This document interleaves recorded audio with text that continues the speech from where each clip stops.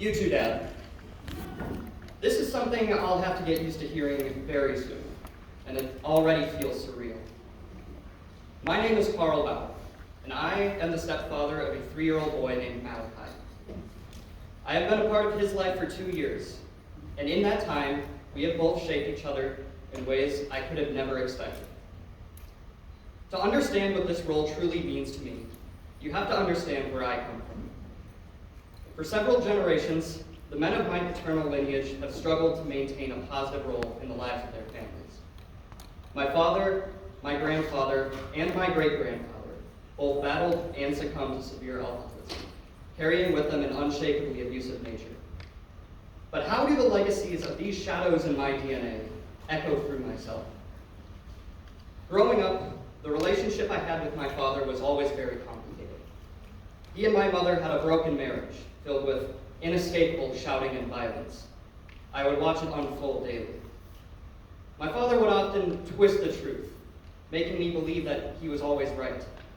But deep down, I could never truly trust someone who told me not to love my own mother. The constant chaos at home affected me deeply. I started to fail my classes in school, and it became harder to interact with people, but nobody else knew why. I was terrified that my father's influence would define my future. And in contrast, I can proudly say today that it has, but not at all in the way I expected. It was by the time I entered high school that I began to see that my father was not the parent I needed. Realizing that I had to separate myself from him was painful, but it was also necessary. Eventually, he ended up abandoning our family on his own, a loss that, in time, became a strange sense of freedom. With my father's absence, I began to truly reflect on the damage he had done, to my mother, my brother, and to myself. I thought about the drinking, the neglect, and how little time he spent being a parent. And it was in these reflections that I found clarity. I vowed to be everything that he was not. I made a promise to myself that when I were to become a father in the future, I would break that generational cycle of abuse that has plagued my family for a century, and that I would choose a path of patience, presence, and love. And it would turn out that future came a lot sooner than I expected. In 2023, during my sophomore year of high school, I became a stepfather. I met my girlfriend, who's now my partner of 2 years, in my first year at the Fergus ALC. At the time, she was raising her son Malachi as a single-teen mother. And as our relationship grew, so did the bond I developed with our son. Before long, I was spending most of my time at their house, and eventually I moved in permanently. It was not long at all before Malachi began to call me Dad, which was a title that I embraced with open arms. I quickly learned that being a dad is no easy task. Ever since adopting that role, a sizable portion of my life has become one of dirty diapers, sleepless nights, and hospital visits.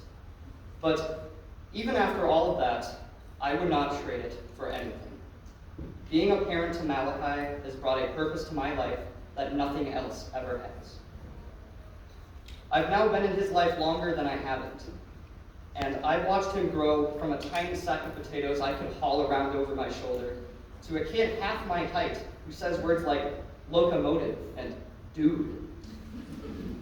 I know I've helped shape his world. Together with my girlfriend, we give him something that from my childhood seems to be a foreign memory: a stable home with 2 loving parents. We support each other, and that support helps us to be the best parents that we can be. Malachi's presence in my life has changed me as well. He gives me something to look forward to every day. My son is the reason I push through hard days, because I know at the end of it all, there's a little boy on the other side waiting to give me a big hug. And as I look back on my life, on the journey from being a son to becoming a father figure myself, I can already see a powerful contrast taking shape. What I once wept from anguish has now transformed into tears of joy. And I've learned that while your past does shape who you are, it never has to define you. We all have the power to break the cycle, and I am living proof. Thank you.